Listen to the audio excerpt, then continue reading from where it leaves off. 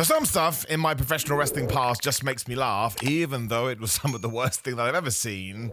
Because it does make me chuckle, I thought we'd talk about it and share our stories today. So it is times in wrestling where I just wanted to stop, and we're not talking about real stuff like the death of Eddie Guerrero, the Chris Benoit stuff, or Owen Hart. That is super serious things that affect me on a way more emotional level. I want to talk about the dumb stuff, which is why in at number 10, we start with the classic, that time that Mae Young gave birth to a hand. Now, of course, given the way that wrestling works, so many people may be watching me right now, being like, Simon, what? Somebody gave birth to a hand? And that's the headline that most people may be aware of. But not enough people go into the build-up to all of this, or the preamble, or the story itself, because it wasn't just the fact that an elderly woman gave birth to a hand, and I literally mean a hand. I mean this thing you're looking at right now, like the thing from the Addams Family. Before this, the reason she got pregnant is because, 85-year-old Mae Young was going out with Mark Henry. You used to see them in hotel rooms together. They would have the blanket up, so you would act like they were naked, and that they'd just have sex. That is the professional wrestling that was being put forward when I was a very young man, by the way. Not even a man. I was a boy. I was a kid. I probably shouldn't have been watching this stuff. And it must have been like 1998, so it is sort of right down in the Attitude Era. But eventually, somehow she got pregnant. That was never explained, because I can only presume that Mae Young had gone through the menopause. And then, yes, in a fake hospital room, is that what we call it, surrounded by Gerald Briscoe. This has always been the rumor, but the only reason Vince McMahon did this was a rib on Jerry Briscoe, who didn't like bodily fluids, essentially. So, of course, as Mae Young is giving birth to the flipping hand, there is fluids and disgusting stuff everywhere, and Gerald Briscoe had to get involved. So I'm sure Vince McMahon wanted him to throw up on television, and then, out comes the digit thing, and I can't remember who says it now. I think it's the doctor. Says, "Well done, Mae Young. Everybody give her a hand." This went on for weeks, this pregnancy storyline, and it was all done for a pun, and a bad pun at that, and one that wasn't very funny.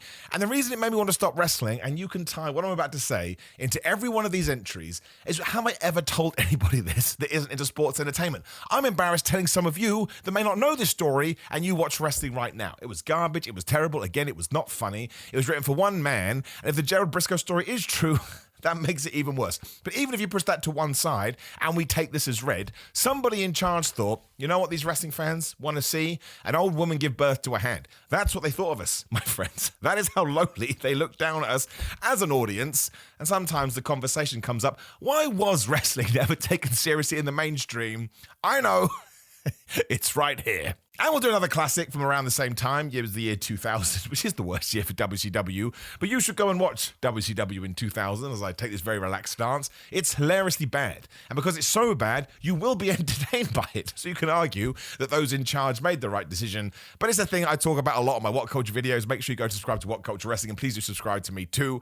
It's Judy Bagwell on a forklift. Now, there's so much to this that delights me. And we are going to talk about Vince Russo's obsession with polls later on. And I mean that literally. He wanted everything to be on a pole match. I don't know why. I can't explain it. But even Vince Russo woke up one day and went, man, I've put too many things on a pole, so I'm going to, and again, I mean this as literally as I can, I'm going to take Buff Bagwell's mother, Judy, and I'm going to put her on a forklift. Now, we got here by doing this. Canyon had kidnapped Judy Bagwell. Nobody thought to ring the cops. They were like, nah, that just seems perfectly fine. And Buff Bagwell decided, well, I will get her back. So here's what I want to do, Canyon. I'd like to suspend my mother on a forklift, and whoever wins can take ownership of my mother. I know that sounds terrible, but I don't know how else to relay that to you without just giving you the facts. So they did have a match, and the real shame is that Buff Bagwell won. I would have loved to have seen what WCW would have done if Canyon had been victorious here. What were they going to do? Here's a deed to the ownership of a mother? I don't even understand how that works, and it's most definitely illegal, but that was a match, and this was the New Blood Rising pay-per-view. I don't want to spoil the rest of it for you, but you should find time or go and watch the Retro Ups and Downs that we did for New Blood Rising when I watched the whole thing and had a meltdown on camera, because I'd seen it before, but it's way different when you approach it to write a review or get a video out there. It's unbelievable, and it's unreal, and once more, this is what Vince Russo thought was going to turn WCW around. He thought word of mouth would be like me going to my friends in the late 90s and saying, you'll never guess what WCW did. They put an elderly lady up in the air on a contraption. Well, I've got to go and see that. Nobody cared. It wasn't good for Buff Bagwell. It wasn't good for Canyon, who were decent talents in their own right. But yeah, after that, I mean, imagine I'd walked into school the next day and imagine there was someone, I don't know, that I wanted to be my buddy or my pal. What did you do over the weekend, Simon? I'd be like, I definitely didn't do that. I mean, I'd actually switched off my WCW at this point, but even I went out of the way to see it. It was utterly trash. Now, let's not pretend this stuff hasn't happened recently as well. This was only a few years ago what we're going to talk about. So it's not like everything was around the year 2000 and people were just pulling at straws. Because after Bobby Lashley, have you seen Bobby Lashley, the most jacked man ever, who easily could be a world champion in any organization, had returned to WWE. And this was after Bobby Lashley had gone out there and proven himself in MMA, and he proved himself in TNA, and probably other things I'm not talking about. And Vince McMahon decided the best way to reintroduce him was to do a sit-down, I think it was with Renee Young, who is now Renee Paquette in AEW, and he talked about his life and his sisters and how great everything was. And I was like, all right, fine. You're going with the whole old-school smiley baby face. Bobby Lashley can pull that off because when he is in the ring, he looks like such a beast. You're like, I get it. Look at him. He's so damn jacked. I totally believe he could whip anybody's ass. Because he was feuding with Sami Zayn, and I presume Sami Zayn was listening to this interview, the next week on Raw, or maybe within a couple of weeks, he said he was going to bring Bobby Lashley's sisters, who had been mentioned in this interview, onto Raw, and when he did, it was 3 people dressed in drag. Now, the big question is, were we meant to think that this was actually Bobby Lashley's sisters? Was this meant to be a joke? Sami Zayn played the whole thing straight. One of these sisters, this is a trivia point for you, would go on to be Max Caster in AEW, who had just been brought in as an extra. There's nothing he can do. I'm sure he didn't want to do it. And then Bobby Lashley, the giant known as Bobby Lashley with abs of steel, had to walk out there and pretended he was mad about this. Why would you be mad? It was barely an insult. I mean, they all acted like Bobby Lashley was terrible to me and he bullied me emotionally and he stole my birthday cake. But nobody would have looked at this and gone, these are real people talking about experiences, because there's quite clearly men dressed up in drag. So I don't know what this was trying to achieve. I don't know what we did. I know that it absolutely drew a line under the Bobby Lashley run, who also had that terrible story with Lana Rusev. And who else was in that? Liv Morgan. That was terrible too. It was a cuck storyline. I regret saying it, but it was. But this was another one. I remember sitting there, and this is when WW was really struggling for good creative. I was like, can I honestly keep watching this? Because this wasn't for me. I think I stuck with it just because I was doing the YouTube videos. You can find this episode of Raw when I reviewed it and once again had a meltdown on your television or mobile phone set, but it was just bad. And honestly, I think if I was just watching for the sake of watching it and for the sake of entertainment, I probably would have burned my television, and that way I could never accidentally watch it again. Number 7 sticks within the same realm. I don't think this one gets talked about enough. I think we've moved on, because 2019 in WWE is a bad year. That is why we should all count our lucky stars that AEW was born, and for one, WWE had to go, I think we need to change what we're doing, but also AEW just providing competition was much better for everyone. There goes the tribalistic comments. Good to see you down there. Subscribe. Why the flub not? But it was the dog food angle with Roman Reigns. And it wasn't just the fact that Roman Reigns poured dog food on Baron Corbin, or the other way around, Baron Corbin poured dog food on Roman Reigns. I think it's important to point out that both these guys in interviews have gone, yeah, it was terrible, and made me want to quit myself entirely. But it was the stuff we did around it. Because before we got to the physical act of pouring dog food on people, was it Baron Corbin, Dolph Ziggler, and Drew McIntyre, I think? Why the flop were they a trio? Got somebody who we never identified, so who the hell knows? Maybe they bullied this person into doing it, which would be a whole brand new narrative. But somebody came out dressed like a dog, because Roman Reigns' nickname was the Big Dog. This would be the equivalent of trying to insult John Cena by bringing a blind guy and going, ha ha, he can't really see. You'd be like, who is this meant to be upset? I'm not upset. Even if you're a Roman Reigns fan, which didn't exist in 2019, because WWE had botched that as well, nobody cared. It was impossible to care. It was so lacking in emotion, or so lacking in reality. It was like, this is just child humour. And I can't remember some of the jokes. I deleted them from my brain, but they were all pup and pooch and dog and woof woof jokes. And it was like, the Big Dog's a crappy nickname anyway. Like, it just is. If you knew someone in life called the Big Dog, you'd be like, oh yeah, it's Harry the Big Dog. He just thinks he's a bit cool, but he's not. We don't really talk to him. We just humour him a little bit. But even children would have watched this and gone, this is crap. This definitely isn't for me. And it couldn't have been. Children are smart. Like, people talk about video games all the time. Kids play Mario, man. And Mario's one of the most, nuanced video games ever. That's not the right word, but you know what I'm talking about. It's not just for dummies. You have to have a bit of a brain. And this was once again just insulting the audience. This was like gobbledygooker territory. And I kind of give that a pass because it was 1990 and who the hell knows what was going on then. People's brains are out of control.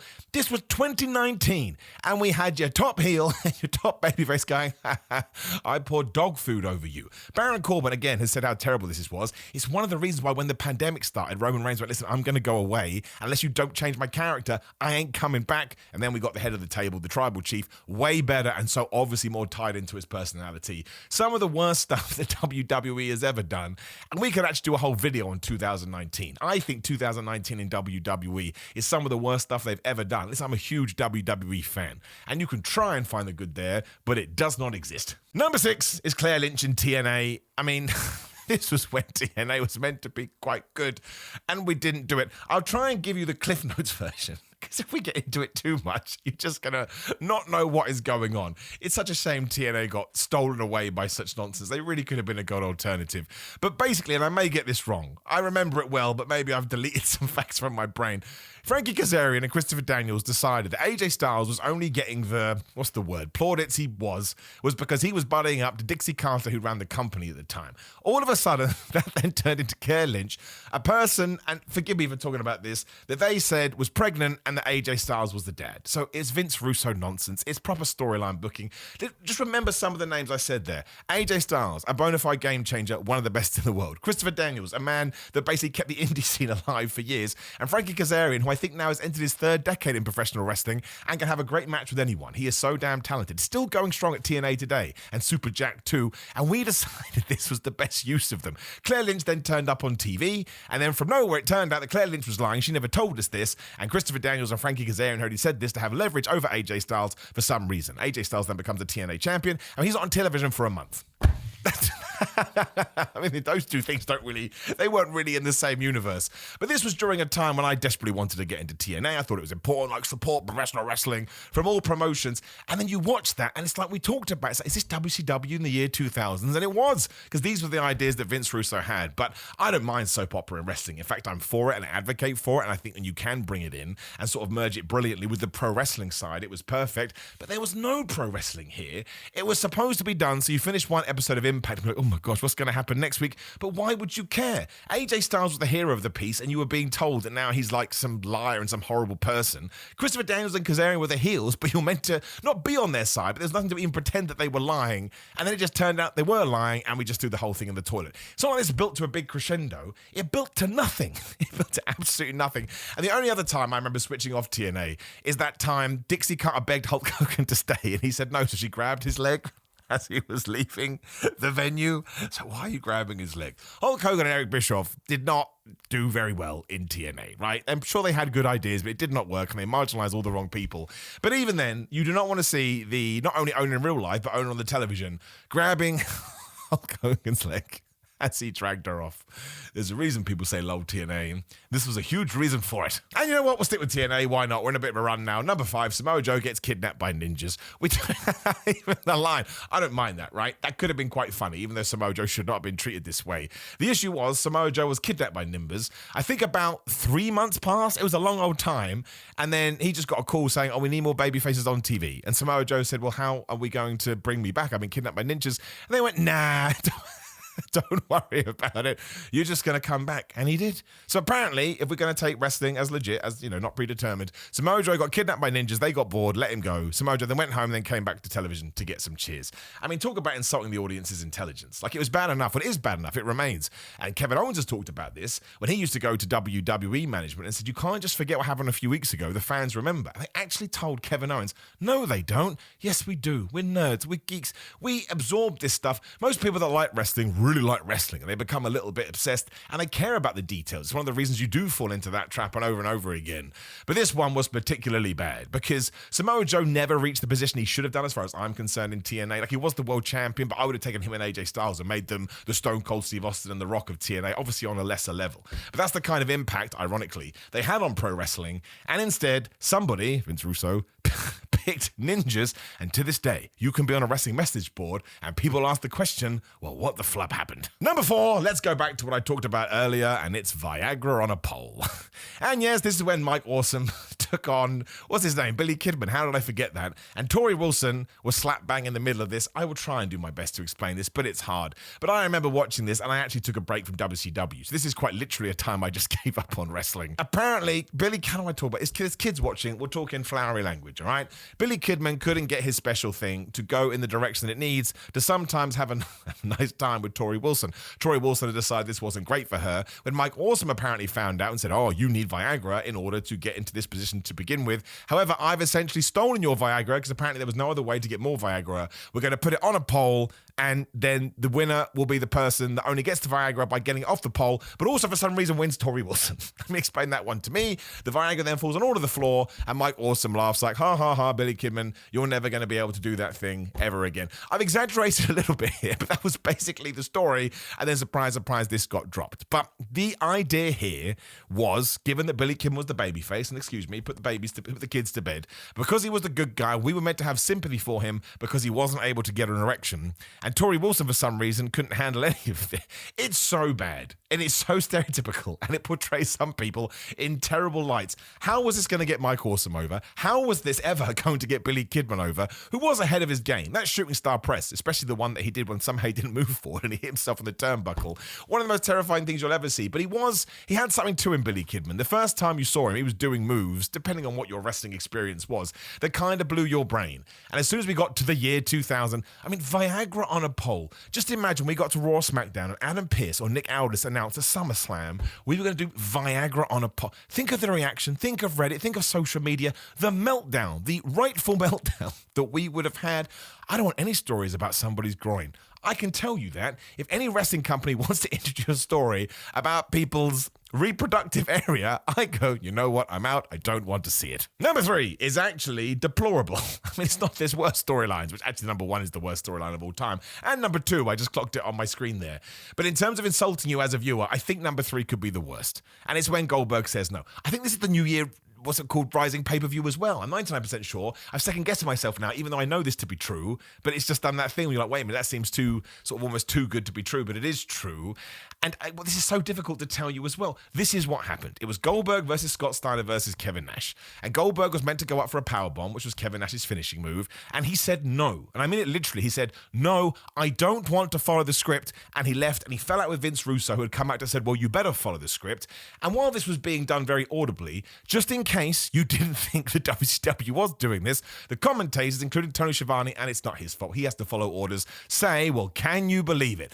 Bill Goldberg is not following the script. What are we going to do now? I don't mind kayfabe being broken outside the world of wrestling. We're living in 2025. Life has changed. You may as well just accept it. But within the bubble, when you're watching a Nitro, or Raw, or a SmackDown, or an Impact, whatever it may be, you have to at least pretend what we're seeing is on the up and up. Otherwise, you're just insulting everyone. The issue with this is that the powers that be basically thought wrestling was stupid, and you were stupid for watching it, so we're just going to tell you about all the behind-the-scenes stuff and refuse to let you suspend your disbelief. Just think of, again, I'll give you another equivalent to this. It'd be like when Roman Reigns was taking on Cody Rhodes at WrestleMania 40, and Roman Reigns walks out, and the commentator tells you, oh, it's because Roman got told that he had to finish his 1,360-day title reign, and he didn't want to do it, so now he's not going to do business. Think how crap that would have been, when the most obvious story in the world was, Cody Rhodes just wins. Nobody thought that wasn't going to happen. Maybe there was a bit of jeopardy there because of WrestleMania 39. But we were pretty confident, and then we got what we wanted, and we were all on cloud 9 because it felt super duper special and like we were part of a moment. If Roman Reigns had walked out because he didn't like the creative, you probably would have decided this isn't for me. And these are the kind of payoffs that we're going to get, and we did it with Goldberg. Everyone likes to pretend that Goldberg was getting mixed reactions, and the big old pops did die down eventually because that's just how wrestling works. But mixed reactions, the only time he was getting mixed reactions is when after a while, WCW didn't know what to do with him, and they booked and burned him into the ground. And yes, when he was in WWE, but that's a different story for a different time. They never should have done this. It truly is one of the reasons that WCW died, because they took the very fabric of wrestling and they shot it out the window in a cannon. Number 2, I don't want to talk about it long because this really does get into dodgy territory, but it's everything we did with Kurt Angle, Booker T, and Sharmell in 2006. Now, we have to come out and say that all of these people have done interviews and said, yes, I was uncomfortable. So I don't blame them. It's difficult, really. But if your boss puts you in that kind of position, that's what you have to do. But essentially, Kurt Angle was stalking Booker T's wife, Sharmell, and saying some really terrible things that I cannot repeat here on this video because I will feel terrible for life. But you can see what I'm getting at. Where would a stalker go? How would we evolve this throughout the weeks and months? Some of the language that had to be used and some of the verbiage. Thankfully, Booker T beat Kurt Angle. As we know, Booker T in his poor career sometimes didn't get the wins he should have done after terrible storylines. But this one really crossed the line. It's when WWE realized the Attitude Era is dead, numbers are going the wrong direction, direction. What can we do? And before they decided PG is the way so we can get more sponsors, and that's how we'll get revenues up, they were like, we'll take everything we did in the Attitude Era, but we'll double it. So if it was kind of risque in the Attitude Era, now it was downright disgusting and downright like, what can we get away with? And I actually stopped watching wrestling. I mean, talking about times I almost gave up watching wrestling, I did. I was like, man, I cannot handle this. And I'd just gone to university too, but I was about to go to university, I should say. So I was just like, I just need to give this a break. I need to give this a rest. So I just shelved the damn thing. And thankfully I did, because some of the stuff that happened after this, when I came back to it and caught up, oh my gosh, was it super duper bad. And as we move on to number one, trust me, if I was going to university here in 2002, I would have moved on as well. But it was just right after the Attitude, and I was still desperate. You know what I'm going to talk about, but this is always going to be number one. Don't care how many lists I do, Katie flipping Vic. And the reason for this, and I've said this on many videos, both here and on What Culture Wrestling, if you ever wake up and decide, you know what I think pro wrestling is missing, I believe you don't know what it means, but I would wipe your history after this, I have no interest in seeing video on my pro wrestling. There has to be a line. Wrestling is there for escapism, so if you enter territory like that, man, this bored asshole checks out. But I guess I'll tell you the story. Triple H came out one day, he wanted a feud with Kane, so he said, Kane, when you were younger, which totally ruined the Kane character, by the way, we just said I was never burned by his brother, don't worry about that, we lied about it. BSK, when you were younger, you were driving back from a party, you got drunk. If that wasn't bad enough, apparently WWE then decided, this is all Vince McMahon, by the way, the blame has to go on him, that we should have a visual representation of this. So in a real funeral parlor, with allegedly a proper funeral going on in the next room, which is so disrespectful, I don't know where to begin, Triple H, wearing a Kane mask, humped a mannequin, pretending this was Katie Vick. What do you do? Where do we go? This was Kane as well. Talk about taking that character that was meant to be cool and badass and scary and running that into the ground. And who was going to stay around to watch this? Like, if you were on the cusp after everything had changed from 2001, why would anyone have gone, listen, I'm going to walk out here, people. I got to check out. And why would WWE want those people to stay? I have no answers. I only have questions. I cannot believe this only happened 23 years ago. I feel like it should have happened in 1976. And even then I would have been absolutely flabbergasted. And I witnessed this live. I did turn off that episode of Raw. I'm not trying to act like I was a big cool guy. It's not like I was even an old dude by that point, but I just remember being in the funeral parlor, Triple H doing his thing, and I can't. One, what if somebody walks in and sees me watching this? Two, I need some kind of rebuttal in case anyone says to me, did you watch this at the time? If you didn't turn off, what were you doing? What were any of us doing? Thankfully, I had the wherewithal to go, no, I cannot do this. Although I did tune in next week, but actually I remember doing this. Anytime the Triple H and Kane thing happened, because they would just cut these horrendous promos, I would just go and find and do something else, or I would just leave it, because that's when Raw used to air on Friday nights over in the UK. Obviously, that's where I'm from. So I would just, right forward or skip through, however I recorded it. Terrible, awful, the worst thing ever. There are things you can argue that are bad, it's not a word, but you know what I'm talking about. But this one hit me so hard. And it was the first time, I guess, after the Attitude, I was like, I don't think this is for me anymore. And WCW was dead. There was no alternative apart from TNA, but that was a mess around that time. Maybe it wasn't even born, but was about to be born. Awful, terrible, 0 out of 10, -5 stars. What the flub were we thinking? Now, my friends, please do drop me a comment below and let me know other moments where you wanted to give up on wrestling. If you've watched Long or Love, it's happened to all of us. There are just some crazy times. Please do like the video, share the video, subscribe, hit the notification bell. Click my video on the screen, which is going to be my thoughts about something. Probably my 10 most important wrestling moments ever. That's way more positive. Otherwise, if you're into fitness supplements, go to grillermind.com/Simon. You go to Simon, get 10% off. I use I think they're good. Otherwise, I wouldn't promote them. If you want to come and join some watch-alongs, it's patreon.com/Simon316. We have done the King of the Ring 1998, and there's a new poll up there right now, so you can vote for whatever you want. Simon316 on social media. Simon Miller for cameo videos. Really enjoy doing those. Simon J. Miller for wrestling stuff and my wrestling matches and my wrestling moves and football stuff as well. What a strange TikTok I have. Pro Wrestling Tees and Big Cartel for merch. It's all down there. If you would like to give any of that a click, I would massively appreciate it. Have a great day. Don't watch crappy wrestling. See you soon.